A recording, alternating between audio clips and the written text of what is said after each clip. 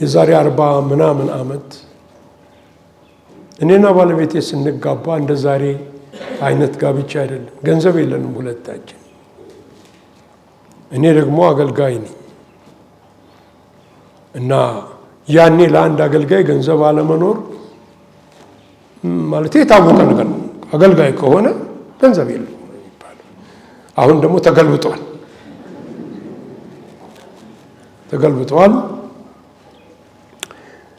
እሱ ሌላ ታሪክ ነው። ከዛ በኋላ አንድ ገንዘብ አስፈለገን። ለባለቤቴ የሙሽራ አሜሪካ ውስጥ ነው የሚገዛ ልብስ ጠፋ፣ ገንዘብ ጠፋ። ገንዘቡ የሚያስፈልገን $800 ነው። 40 ምናምን ዓመት በፊት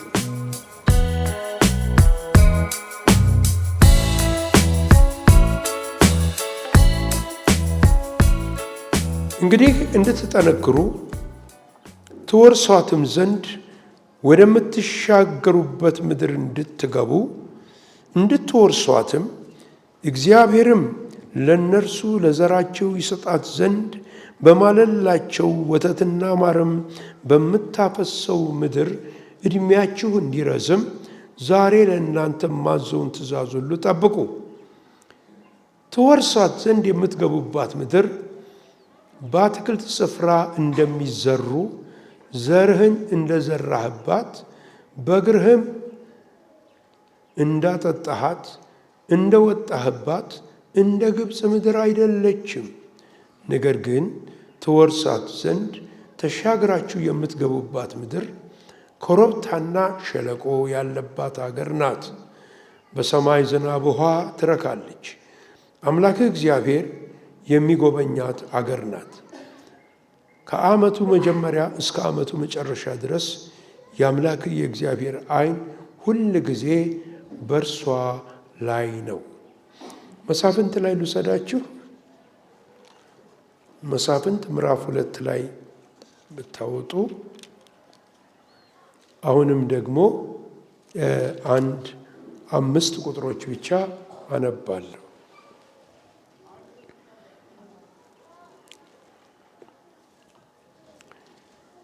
የእግዚአብሔር መልአክ ከጌልጌላ ወደ ቦኪም ወጥቶ እንዲህ አለ።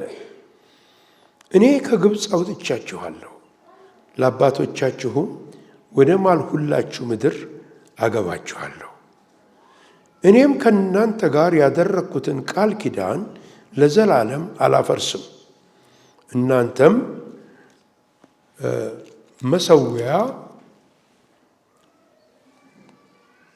መሠዊያችሁን አፍርሱ እንጂ በዚህ ምድር ከሚኖሩ ሰዎች ጋር ቃል ኪዳን አታድርጉ አሉ። እናንተ ግን ቃሌን አልሰማችሁም። ይህንንስ ለምን አደረጋችሁ? ስለዚህም ከፊታችሁ አላወጣችሁም፣ ነገር ግን ያስጨንቋችኋል፣ አማልክቶቻቸውም ወጥመድ ይሆኑባችኋል አሉ። የእግዚአብሔር መልአክ ይህን ቃል ለእስራኤል ልጆች ሁሉ በተናገረ ጊዜ ሕዝቡ ድምፃቸውን አንስተው አለቀሱ። የዛንም ስፍራ ስም ቦኪም ብለው ጠሩት። በዛም ለእግዚአብሔር ሰው። እንግዲህ ወደ መዝሙር 84 ወስዳቸዋለሁ። የመጨረሻው ንባቤ እሱ ነው። ከቁጥር 1 እስከ 7 ካነበብኩት ይበቃል። እንደዚህ ይላል።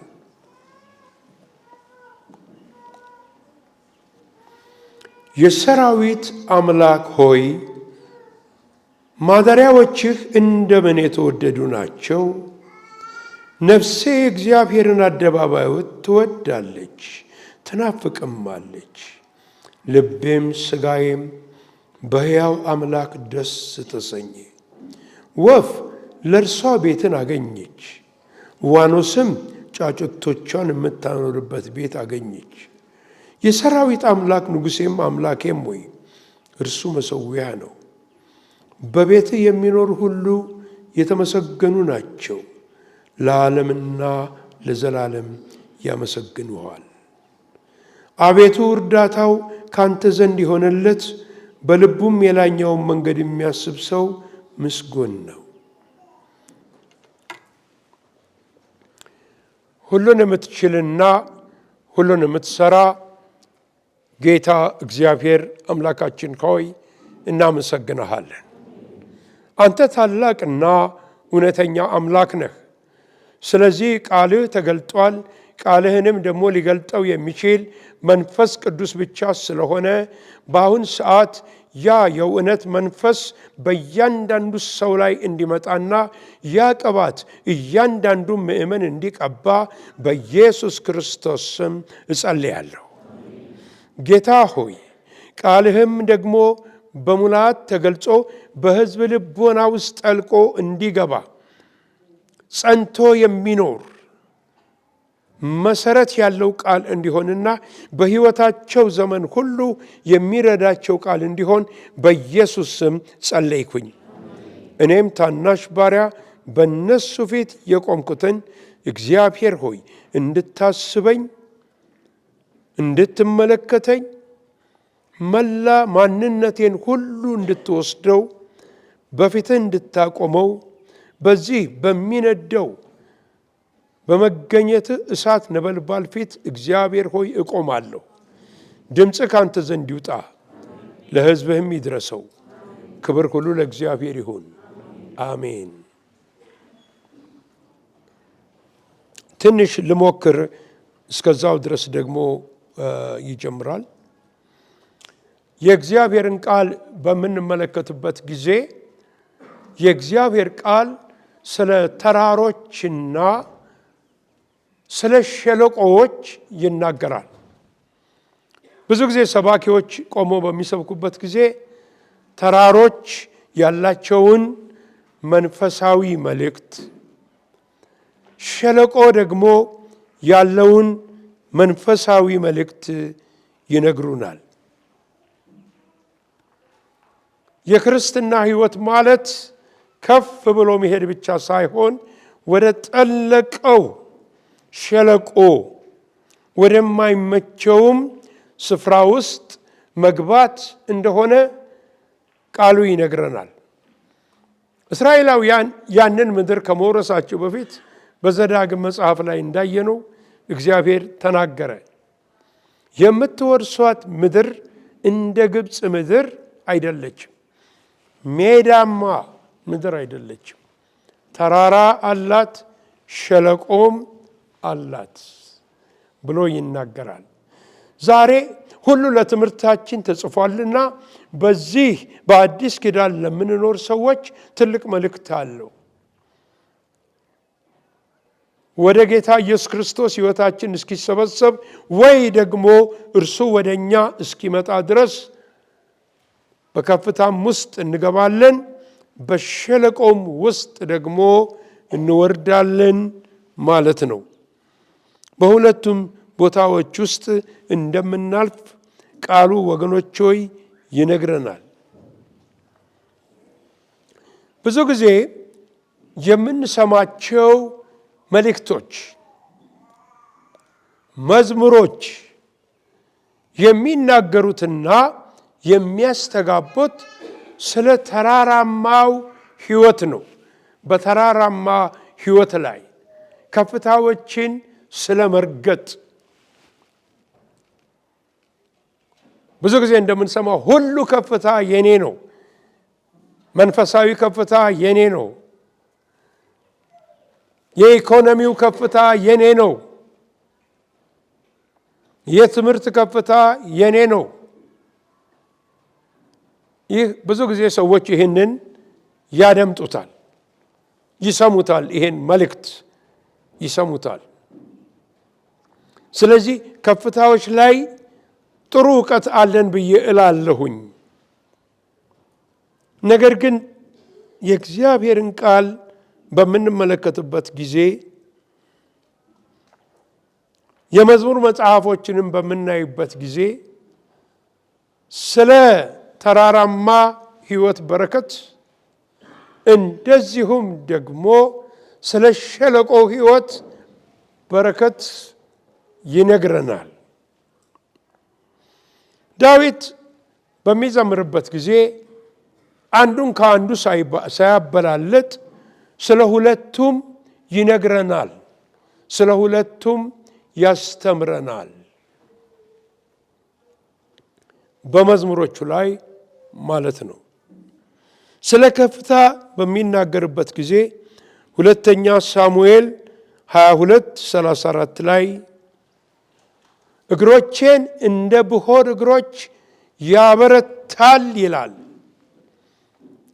በከፍታዎችም ላይ ያቆመኛል፣ በከፍታዎችም ላይ ያቆመኛል ይላል። ግን ወረድ ደግሞ ብሎ ስለ ብዙ ነገር ይናገራል። ዛሬ ያነበብነው 84ኛው መዝሙር ላይ ሌላውን እመጣበታለሁ። በለቅሶ ሸለቆ በወሰነው ስፍራ የሕግ መምህር በረከትን ይሰጠናል ይላል። በሸለቆ ውስጥ ሆነን የሕግ መምህር በረከትን ይሰጠናል። የለቅሶ ሸለቆ ይለዋል። ይሄ በሕይወታችን ላይ ብዙ እናውቀዋለን። የለቅሶ ሸለቆን እኔ አውቀዋለሁ። እዚያ ያለን ሁሉ እናውቀዋለን ምን እንደሚመስል እና ስለዛ ቦታዎች ይነግሩናል። ስለዛ ቦታ ብቻ ሳይሆን በመዝሙር መጽሐፍ ላይ በምንመለከትበት ጊዜ በ23ኛው ምዕራፍ የታወቀው የዳዊት መዝሙር በጣም ተወዳጅ የሆነው አምላክ እረኛዬ ነው፣ የሚያሳጣኝ የለም፣ በለመለመ መስክ ይመራኛል፣ በረፍት ውኃ ዘንድ ያሳድረኛል፣ ነፍሴን ጠበቃት፣ ስለ ስሙም ብሎ ይናገራል። ከክፉ ሁሉ እንደጠበቀው ይናገርና ከዛ በኋላ በሞት ጥላ መካከል እንኳን ባልፍ ይላል። ይሄን የያዝኩት መጽሐፍ ቅዱስ መደበኛው ትርጉም ግን ሲናገር በሞት ሸለቆ ውስጥ እንኳን ባልፍ ክፉን አልፈራም፣ አንተ ከኔ ጋር ነህና። ሃሌሉያ። መቼም በዚህ በሞት ሸለቆ ውስጥ መሄድን ምን እንደሆነ ወይ አንዴ ተለማምደነዋል ወይ ደጋግመን ተለማምደነዋል ብዬ አስባለሁኝ። ስለዚህ እስቲ ዳዊት ስለሆነ ያነበብነው ክፍልና ብዙ የሚያስተምረን እስቲ የዳዊትን መዝሙሮች ወይንም የዳዊትን ሕይወት እንመልከት። ዳዊት ደስ የሚለኝ የሚያወራውና የሚናገረው ስለሌላ ሳይሆን ስለ ግል ሕይወቱ ልምምድ ነው። በግል ሕይወት ውስጥ የተለማመደውን ነገር ይነግረናል። ብዙውን ነገር የጻፈውና ትልልቅ ልምምዶች ውስጥ ያለፈው እረኛ እንደነበረ ሁላችን እናውቃለን። በእረኝነት ሕይወቱ ጊዜ ያለፈበት ሕይወት ነው። እያንዳንዱ ያለፈበት ሕይወት የዳዊት ሕይወት ስንመለከተው በእረኝነቱ አንድ ደረጃ ነው። በሳኦል ቤት ውስጥ ሌላ ደረጃ ነው። 13 ዓመት የተንከራተተው መንከራተት ስደት ደርሶበት በንጉሱ ሌላ ሕይወት ነው። እንደገና ደግሞ የንግስና ዘመኑ ሌላ ሕይወት ነው። አቤት በስንት አይነት ሕይወት ውስጥ የተቀመመና ያለፈ ሰው ነበር። አሁን ያን ሁሉ ገብተን ለመነጋገር አንችል። ይሁንና ወገኖች ሆይ ዳዊት ይናገራል። በሞት ሸለቆ ውስጥ እንኳን በምገባበት ጊዜ ሳልፍ አንተ ከኔ ጋር ነህና ክፉን አልፈራም። አንዳንድ ጊዜ በሞት ሸለቆ ውስጥ መሆናችንን አናቀውም። አደገኛ ሁኔታ ውስጥ እያለፍን ነው። እግዚአብሔር አውቆ ልባችንን ለመጠበቅ ከኛ ይሸፍነዋል። ይሄም ብዙ ጊዜ መስክሬዋለሁ። ብዙ ልምምዴ እኔ በደርግ ዘመን ያለ ነው። በደርግ ዘመን ብዙ ነገሮችን ማቅና ረዳ የነበረው በእኔ ላይ ታስቦ የነበረውን የሞት ግድያ ካለፈ በኋላ ነው እግዚአብሔር እንዳውቅ ያደርገኝ የነበረው። ካለፈ ከሄደ በኋላ ነበረ የማውቀው።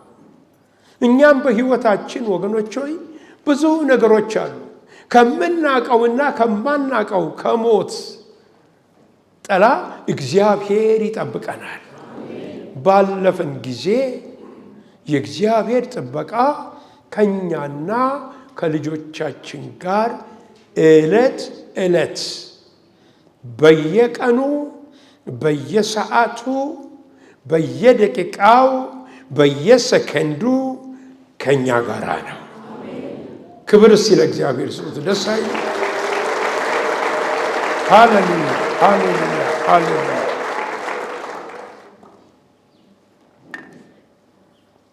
ስለዚህ ዳዊት በሞት ሸለቆ ውስጥ አለፍኩኝ ብሎ ይናገራል። እነዚህ የሞት ሸለቆዎቹን አንዳንዶቹን ስንገልጻቸው እነማን ነበሩ ስንል እንዲሁ አራት ነገሮችን ለመጥቀስ ፈለግኩኝ። በሸለቆ ውስጥ ያለፈበት ህይወት አንደኛው ከዱር አራዊት ጋር የነበረው ትግል ነው። ጥሩ እረኛ ነበረና ዳዊት በጎቹ መካከል ወይ ደግሞ ከጠቦቶቹ መካከል አንደኛውን ነጥቆ ለመውሰድ አንበሳ እሱ ራሱ በአንደኛ ሳሙኤል ምዕራፍ 17 ላይ ከቁጥር 34 እስከ 35 ለሳኦል የነገረው ይሄንን ነው። እርሱ ከልጅነቱ ጀምሮ ጦረኛ ነው። እንዴት አድርገህ እሱን ልትገጥመው ትችላለህ ሲለው አይደለም ንጉሥ ሆይ እኔ እረኛ ነኝ። ነገር ግን አንዳንድ ጊዜ ድብ ወይንም ደግሞ አንበሳ ከግልገሎቼ ከጠቦቶቼ ከበጎቼ አንዱን በሚነጥቅበትና በሚወስድበት ጊዜ ሄጄ በእጄ መትቼ፣ ልብ በሉ በእጁ እንዴት መጥቶ አንበሳ ሊገል ይችላል? የእግዚአብሔር መንፈስ እንደ ሳምሶን በሱ ላይ ይወድቅ ነበር። ከዛ በኋላ አስጥለው ነበረ ይላል። ከዱር አራዊት ጋር ትግል ነበረበት። ሰው ከአራዊት ጋር ሲታገል ከክፉ ሰው እንኳን ጋር ትግል እንዴት ያስቸግራል! ከዱር አራዊት ጋር መታገል። ነገር ግን እግዚአብሔር በዛ ከኔ ጋር ነበረ ብሎ ይናገራል። የዳዊት ሌላው ሸለቆ ብቸኝነት ነበረ። ብቸኝነትን የሚያውቃት ሰው ነበረ። የአምላኩን ወዳጅነት የሰዎችን ርቀት እንደ ዳዊት ደና አድርጎ የሚያውቅ ማንም ሰው አልነበረም። አምላኩ ሁል ጊዜ አምላኩ ነው። ለአምላኩ የሰጠው መቀመጫ አለ። ያንን መቀመጫም ለማንም ሰው ሰጥቶ አያውቅም። ለእኛም እንደዚህ ይሁንልን። ሰዎችን እንወዳለን፣ ሰዎችን እናፈቅራለን። ቃሉ ይናገራል፣ ለሰዎች ፍቅር እናሳያለን፣ አክብሮትም። ነገር ግን ለጌታ የሰጠነው መቀመጫ ሁል ጊዜ ለጌታ የተጠበቀ መሆን አለበት። ያን መቀመጫ ለሰው የሰጠን ቀን ጉድፈላ ትልቅ ችግር ውስጥ ወደቀ እና በሚናገርበት ጊዜ በመዝሙር 27 ቁጥር 9 10 ላይ እናትና አባቴ በተውኝ ጊዜ እግዚአብሔር ግን አልተወኝም። ጓደኛ ቢተዋችሁ በወላጆቻችሁ ትጽናናላችሁ። ሰው ቢተዋችሁ በወንድሞቻችሁ ትጽናናላችሁ። እናትና አባት ግን ሲረሷችሁና ሲተዋችሁ በማን ትጽናናላችሁ? ዳዊት ግን አለ መጽናኛዬ እግዚአብሔር ነው፣ ወዳጄ እርሱ ነው። እግዚአብሔር ወዳጅ ይሁናችሁ፣ የልብ ወዳጅ ይሁናችሁ።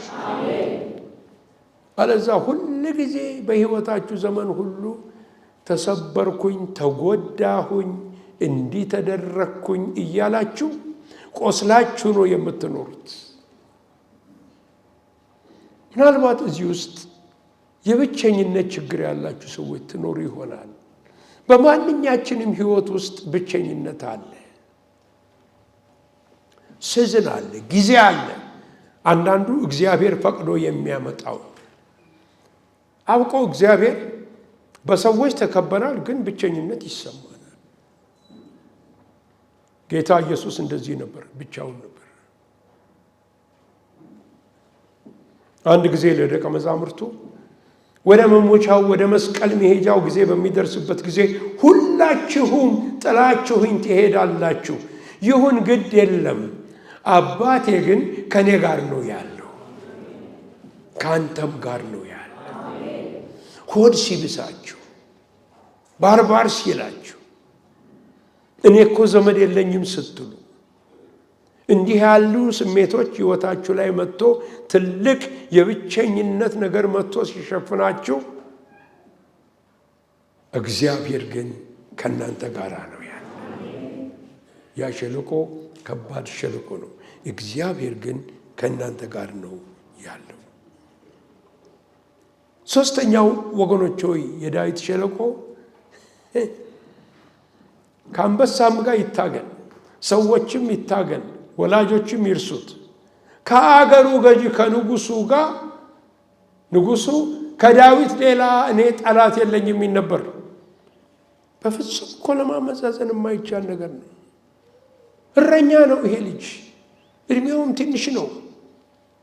እንዲያውም ልጄ ሆይ ነው የሚለው ሲያናግረው።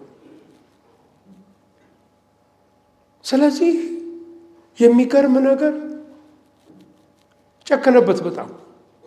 ዳዊትን ማጥፋት አለብኝ ብሎ ተነሳ። አሳድደው 2 ጊዜ በጦር ወርውሮ ስቶት በሞት ጥላ እንኳ መካከል ቢሄድ አንተ ከኔ ጋር ነህና ክፉን አልፈራም። የእግዚአብሔር ሐሳብና ዓላማ በሕይወታችሁ ይፈጸም ዘንድ በላያችሁ ላይ የሚሰነዘረው ዱላም ሆነ ጥይት ቢኖር እግዚአብሔር ያስመልጣችኋል። ወስኖታል። አንድ ጊዜ በቃ በዚች እህት በዚህ ወንድም የምሰራው ስራ አለ ብሎ ጌታ የወሰነው ነገር አለ። የወሰነው ነገር አለ። ሌላው ዳዊት ያለፈበት ወገኖች ሸለቆ በራሱ ስተትና ጥፋት የሄደበት የኃጢአት መንገድ ነው። በቃ ለዳዊት ማንም ወዳጅ የለም፣ ይቅርታ የሚያደርግለት ሰው የለም። ማንም ይሄማ ሞት የሚገባው ነው። ልክ ጌታ ኢየሱስ ክርስቶስ ጋር ያችን ሴት አምጥተው እንደነዚህ አይነቶቹ ሙሴ በድንጋይ ተወግረው ይሙቱ ብለዋል፣ አንተስ ምን ትላለህ? ነገሩ ኢየሱስን በንግግር ለማጥመድ ነው። ጌታ ብቻ ነፃ አደረጋት። በዛ ጊዜ በነበረ ጊዜ እንደተናገረው በ49ኛው ምዕራፍ ላይ ዳዊት ሲናገር በመዝሙሩ ላይ በክፉ ቀን ጠላት ኃጢአት ተረከዘኝ በከበበኝ ጊዜ ስለምን እፈራለሁ? ሄደና በአምላኩ እግር ስር ወደቀ። እግዚአብሔር አነሳው። ያነሳል፣ ጌታ ያነሳል። እግዚአብሔር ይመስገን። ሌላው ወገኖች ሆይ ዳዊት ይህን ተናግሬ ወደሚቀጥለው ሐሳብ አልፋለሁ። ከዳዊት ወጣ ብዙ ስለ ሸለቆ ስለተናገረ ነው። እንደምታውቁት ሁላችንም የገዛ ልጁ ከዳው። መክዳት ብቻ ሳይሆን ለሞት ፈለገው፣ አሳድደው። ደግሞ የሚወደው በጣም ተስፋ የሚያደርገው ለምን መሰላችሁ? በኋላ የዳዊት ልጅ ተብሎ ኢየሱስ ክርስቶስ ስለሚመጣ በሙሉ የዘመራቸው ከኔ ጋር አብሮ እንጀራን የቆረሰ ተረከዜን አነሳብኝ ብሎ እሱ ዘመረ። የሚያስበው ልጁን ነው። ጌታ ኢየሱስ ግን በመጣበት ጊዜ የዳዊት ልጅ ይህን ሲጠቅሰው እናያለን። ዛሬ በሕይወታችን ምን እንደሚሆን አናቅም። አንድ ቀን ግን እግዚአብሔር ያ ለምን እንደሆነና ለምን እንደተፈጸመ ግልጽ ያደርግልናል። ክብር ለስሙ ስጡት። ሃሌሉያ አሜን።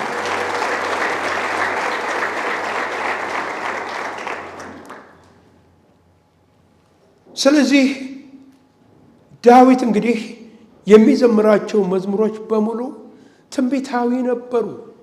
ስለ ኢየሱስ ክርስቶስ የሚናገሩ ነበረ። ኢየሱስ ክርስቶስ ደግሞ በኋላ መጽሐፍ ቅዱስ ሊቀ ካህናችን ይለዋል። ሊቀ ካህን ምን አይነት ሊቀ ካህን ነው?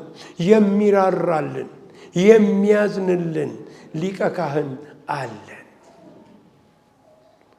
በነገር ሁሉ እንደኛ የተፈተነ ነገር ግን በኃጢአት ያልወደቀ ሊቀ ካህን አለን አለኝ።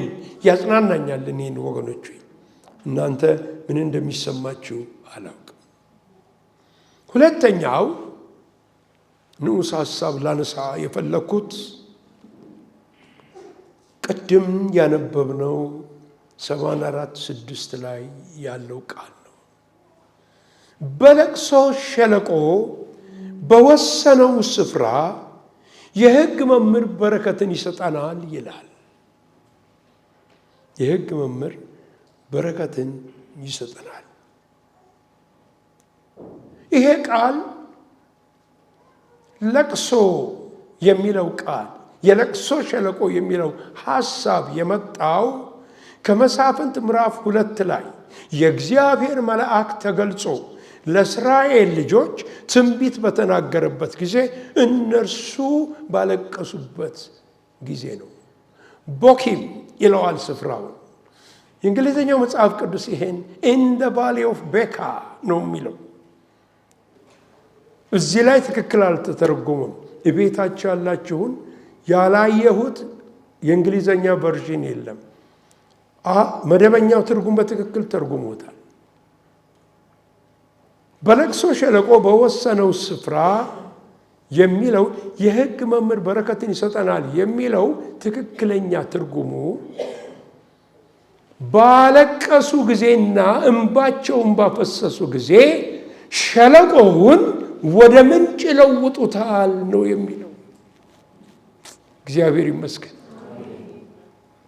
ሸለቆውን ወደ ምን ይለውጡታል? ወደ ምንጭ ይለውጡታል ይላል።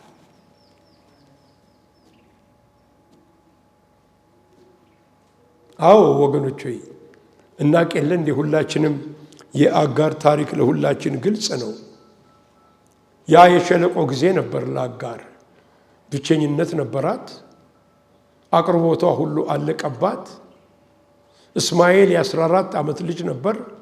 ሲሞት አላይም ብላ ወደዛ አደረገችው። ኃይለኛ በረሃ የመካከለኛው ምስራቅ በረሃ አይደለም በነበረበት ጊዜ ጥላ እንኳን በሌለበት ስፍራ ልጄ ሲሞት አላይም ብላ ልጁ በወዲህ ድምፁን ያሰማል፣ ወደ እግዚአብሔር ይላል። እናት በወዲህ ስለ ልጇ እንባዋ ይፈሳል። በዛ ስፍራ ላይ እግዚአብሔር እንባዋንና እንባቸውን ወደ ምንጭ ለወጠው። ሃሌሉያ! እግዚአብሔር ዓይኗን ከፈተላት። በከፈተላትም ጊዜ ምን አየች? የሚወጣ የሚፈስ ማለቂያ የሌለው ምንጭ አደረገች። ዛሬ የኔና የእናንተም ሕይወት ልክ እንደዚሁ ነው። በብዙ እንባ ይለዋል ሐዋርያው ጳውሎስ፣ በብዙ ጩኸት በብዙ እንባ እንዳገለገለ እንደሚያገለግል በሁለተኛ ቆሮንቶስ ምዕራፍ 11 ላይ ይነግረናል። ነገር ግን ያው እንባችን ሁሉ በሚወድቅበት ጊዜ ወገኖች ሆይ እግዚአብሔር እንባችንን ወደ ምንጭ ለውጦ ለሌሎች እንዲበቃ ያደርገዋል። ክብር ለስሙ ይሁን። ሳምሶን አለ በዛ ሸለቆ ውስጥ እግዚአብሔር ሆይ በጠላቶቼ ላይ ሁሉ ድል ሰጠኸኝ። እንዴት አሁን በዚህ ስፍራ ላይ በውሃ ጥም ትገለኛለህ ብሎ በጮኸ ጊዜ እግዚአብሔር አምላክ አለቱን ሰነጠቀ። አለትን የሰነጠቀ እግዚአብሔር ዛሬም የኔና የእናንተ አምላክ ነው። የበረከትን አለት ይሰንጥቅላችሁ እግዚአብሔር። የበረከትን ምንጭ ያፍልቅላችሁ እግዚአብሔር። የቅባቱን ምንጭ ያፍልቅላችሁ እግዚአብሔር። ይፈልቃል፣ በቃ ይፈልቃል።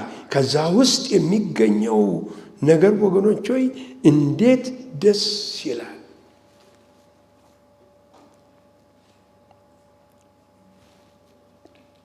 ነፋስም አታዩ፣ ደመናም አታዩ። ይሄን ሸለቆ ግን በውሃ እሞላዋለሁ። እንዴት ሆኖ ሊሞላ ይችላል? ነፋስ ከሌለ ደመና ከሌለ ከየት ይመጣል? ከዚህም ከዛም አይመጣም። ከእግዚአብሔር ዘንድ ግን የሚመጣ በረከት ይሞላዋል። ሃሌሉያ! እግዚአብሔር ሸለቋቸውን ይሙላ። እንደዚህ ብላችሁ አታውቅም? ከየት ነው እንዴት ነው የማደርገው ይሄንን ነገር? ገንዘብ ሲያጥራችሁ፣ ለመታከም ፈልጋችሁ መታከም ሳትችሉ፣ ለልጆች ትምህርት ቤት መክፈል ፈልጋችሁ መክፈል ሲያቅታችሁ፣ የቤት ክራይ መክፈል ሲያቅታችሁ፣ ዝም ብላችሁ ያላችሁ ኃይል አንድ ነው። ያም ኃይል ምንድን ነው? ወደ እግዚአብሔር መጮህ ነው። አጋርን የሰማ እግዚአብሔር፣ ሳምሶንን የሰማ እግዚአብሔር ዛሬም የኔና የእናንተ ጌታ ነው።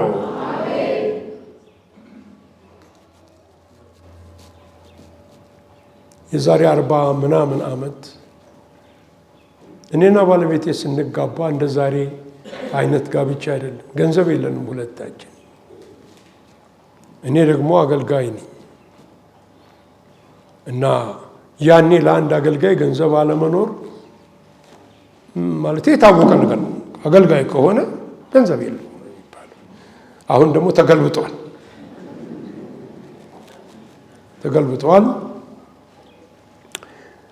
እሱ ሌላ ታሪክ ነው። ከዛ በኋላ አንድ ገንዘብ አስፈለገን። ለባለቤቴ የሙሽራ አሜሪካ ውስጥ ነው የሚገዛ ልብስ ጠፋ፣ ገንዘብ ጠፋ። ገንዘቡ የሚያስፈልገን $800 ነው። 40 ምናምን ዓመት በፊት ነው። ስጸልይ ድምፅ ሰማ። ሂድና ፖስታ ቤት ሂድና እሷን ይዘህ ሂድና ስትከፍተው ኤንቨሎፕ ታገኛለህ። ኤንቨሎፕ ውስጥ $1000 ቼክ ታገኛለህ። ሰው ልኮልሃል አለኝ። ትእዛዝ ሰጥቻለሁ አለኝ። እግዚአብሔር ትእዛዝ ያውጣላችሁ። ሃሌሉያ! ትእዛዝ ያውጣላችሁ።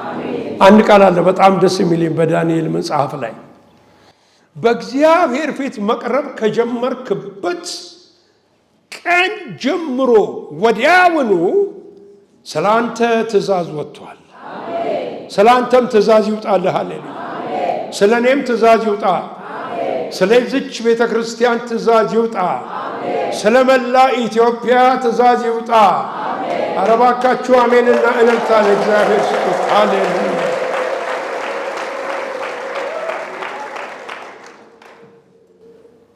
እንሂድና አልኳት። በጣም አሮጌ መኪና ነበረች። እሱም እህቴ የሰጠችኝ እኔ መግዛት አልችልም።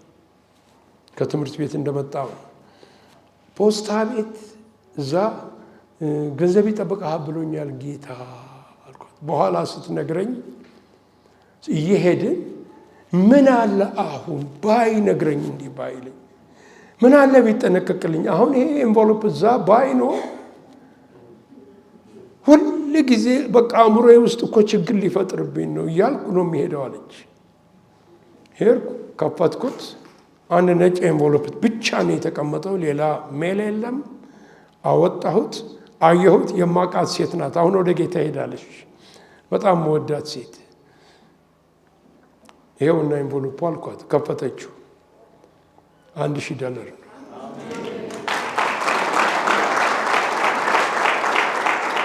በእውነት ወገኖቼ አሁንም ኑሮ በተወደደበት ጭንቅ በሆነበት በዚህ ዘመን በተለይ ወላጆች የሆናችሁ እግዚአብሔር ሸለቋችሁን ይሙላው።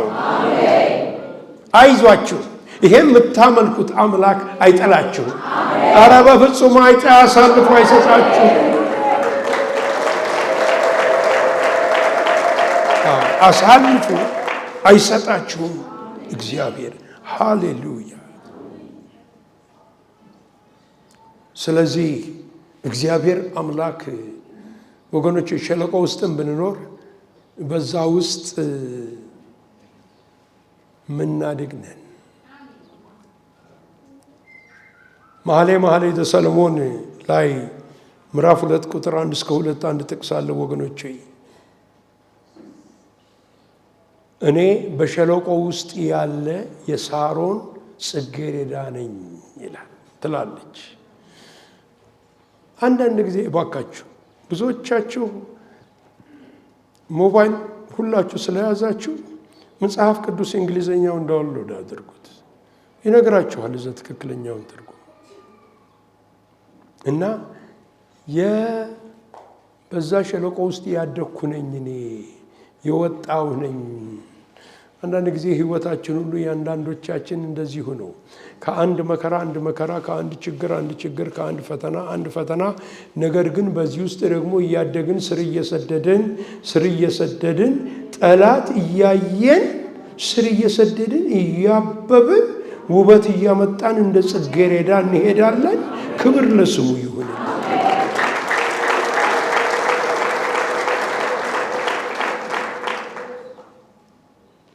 አዎ ወገኖቼ፣ ወደ ሌላ ሶስተኛው ሐሳብ ላይ ሲሄድ አንድ ሸለቆ አለ፣ ሁላችን በእግዚአብሔር ቃል የምናውቀው። ያም ሕዝቅኤል 37 ነው። መጨረሻ ላይ የምናገረው ይሄንን ነው። ለብዙዎቻችሁ እንደምናውቀው ደጋግማችሁ ምናልባት 50-100 ጊዜ አንብባችሁታል። አንዳንዶቻችሁም አገልጋዮች ሰብካችሁበታል።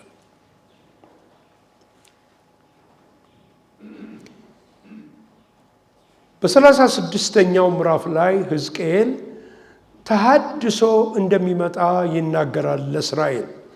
የፍርድ ነገር አመጣና ትንቢታዊ ቃል አድሰዋለሁ፣ ነገሩን እለውጠዋለሁ፣ ቃል ኪዳኔን ለአብርሃም ለይስሐቅ ያዕቆብ የገባሁትን አልረሳም ብሎ ይናገርና ከዛ በኋላ ይሄንን ሰው በመንፈስ እግዚአብሔር ነጠቀውና ትራንስፖርት አድርጎ አንድ ሸለቆ ጋር ወሰደው።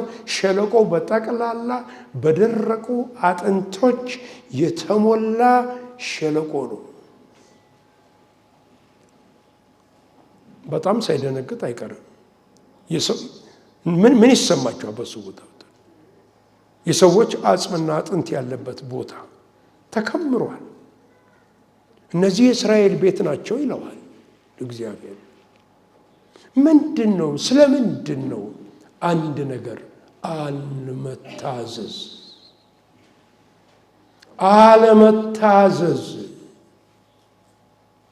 እግዚአብሔር ከአመፀኛ ልብ ይጠብቃችሁ።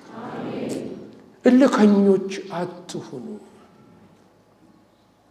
የኔ መንገድ ብቻ አትበሉ። ለሰው እኮ ማለት ይቻላል፣ እንዴት ለእግዚአብሔር እንዲህ ይባላል? እልከኝነት እንደ ሟርት ነው ይላል በምሳሌ መጽሐፍ ላይ። መታዘዝ እግዚአብሔርን መታዘዝ። አንታዘዝም አሉ እነዚህ። ያለ መታዘዝ ምን ነበረ ውጤት እንደሆነ ነው ቃሉ የሚናገር። ታዲያ ወገኖች ሆይ እነዚህ ምን ያህልም ለመኖር ከእንግዲህ ወዲህ ተስፋ አላቸው ብሎ ለማሰብ የሚከብድ፣ ከዛሬ በኋላ 1000 ዓመት ብትኖር አትኖርም፣ ጌታ ይመጣል።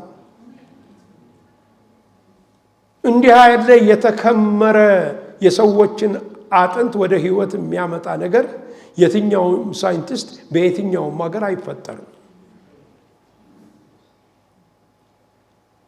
እግዚአብሔር ግን ሲያመጣው እንዲሆን አደርገዋለሁ፣ እንዲፈጠሩ አደርጋለሁ፣ እንዲሰሩ አደርጋለሁ፣ እንደገና በህይወት እንዲኖሩ አደርጋቸዋለሁ አለ። አምላካችን ትልቅ ነው። አምላካችን ትልቅ ነው። ሃሌሉያ! አምላካችን ትልቅ ነው። ነገር ግን ይለዋል፣ ለዚህ ነቢይ ይናገረዋል።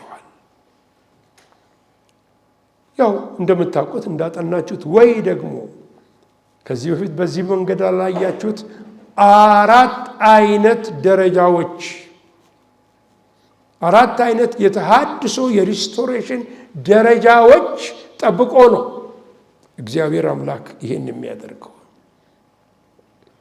አንድ ቀን የተጠቀመው ምን መንገድ ሊጠቀም ነው? እግዚአብሔር ምንድን ነው የሚጠቀመው ነገር?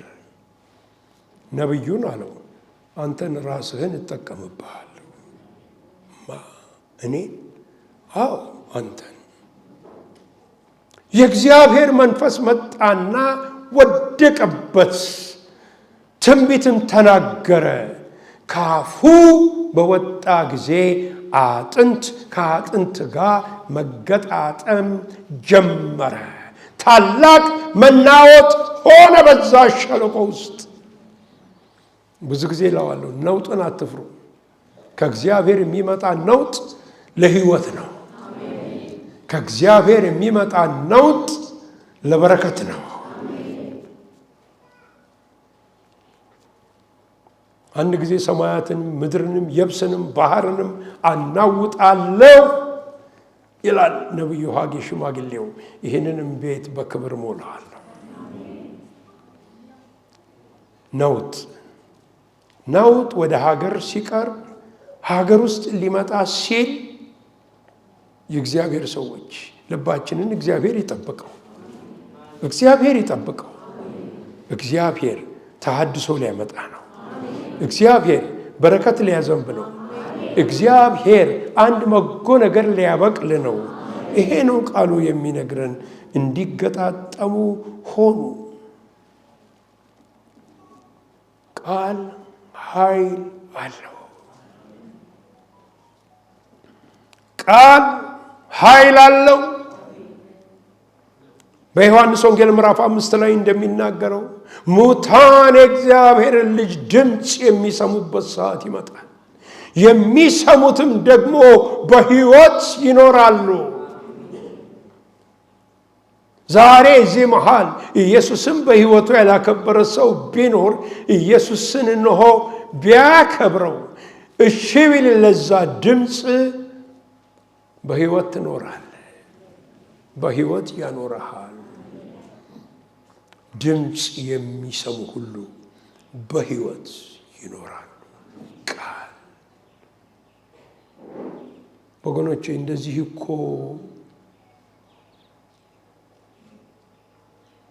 ደረጃው ዝቅ ያለበት በጣም የዘቀጠበት ጊዜ ሆነ እንጂ የትንቢት ቃል እኛ የትንቢት ቃል ሲነገር የተለማመነው ልምምድ መቆም እያቃተን ስንወድቅ ነው። ኃይል ከላይ ነው የሚመጣው። ጴጥሮስ አለ እንዴት አድርገው ቆርኔሌዎስ ቤት ገብቶ ስለተለማመደው ነገር ሲናገር በምዕራፍ 11 ላይ ለሌሎቹ ሐዋርያትና ለክርስቲያኑ ማህበረሰብ ይናገራል። ገና ቃሉን መስበክ ሲጀምር በመንፈስ ቅዱስ ተሞሉ። እጁን አልጫነባቸው። ገና ቃል ሲወጣ የእግዚአብሔር ቃል ከአፌ በመንፈስ ቅዱስ ተሞሉ። ይህንን ነው። ሁለተኛው ላይ አሁንም እግዚአብሔር ይህንን ሰው አልለቀቀውም። ተናገርባቸው ትንቢት። በላያቸው ላይ ቁርበት ለበሱ። አንተ ተናገር። ከዛም በኋላ ተናገር ብቻ ይለዋል ወገኖች። እስትንፋስ በውስጣቸው ገባ፣ መንቀሳቀስ ጀመሩ። ተናገር ይለዋል፣ ይናገራል። ታላቅ ሰራዊት ሆኖ ተናገር የእግዚአብሔርን ቃል ወንድሜ፣ ሕያው የሆነውን የእግዚአብሔርን ቃል ተናገር። በኃጢአተኛው ሕይወት ውስጥ ድንቅ ነገር ሲሆን ታያለ።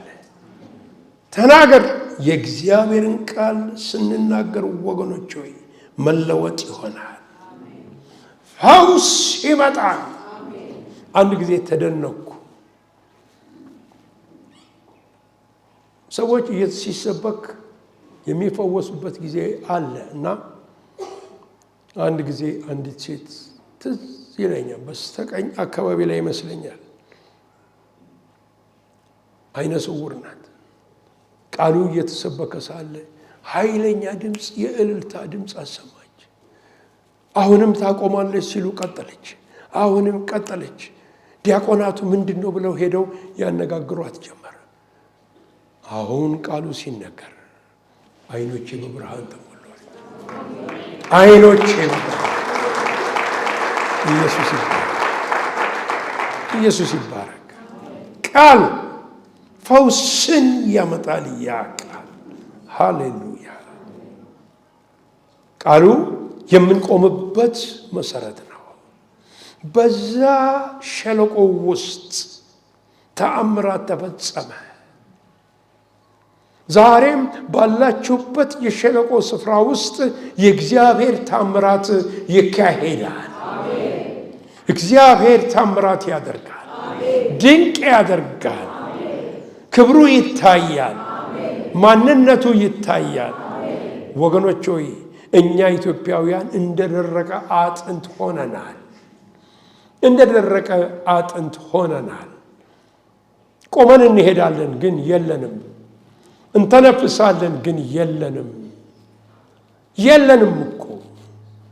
የተለያየ ማዕበል እርቃናችንን አስቀርቶናል። ነገር ግን ከእግዚአብሔር በሚወጣ ነገር ሕይወትን እንለብሳለን። ሕይወት እንለብሳለን። ሃሌሉያ።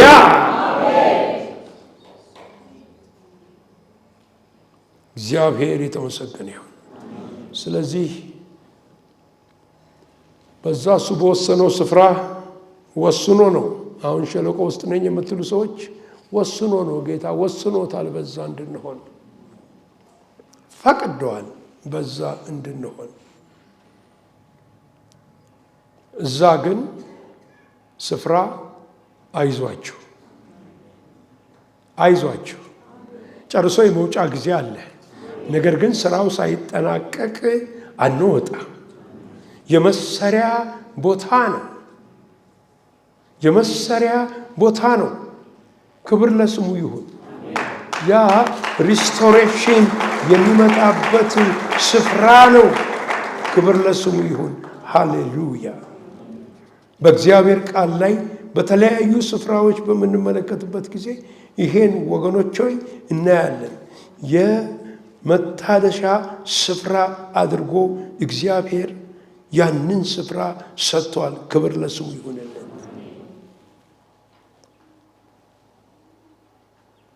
መጨረሻ ላይ ኤርምያስን እግዚአብሔር ወደ ተለያየ ቦታ ይልከዋል። ያን ጊዜ እነዚህ ሸክላ አቅላጮችና የተለያየ ቅርጽ ያለው ነገር ወደሚሰሩ ስፍራ ሸለቆ ውስጥ ነበር የሚሰሩት። ይልከዋል። ሂድ ይለዋል።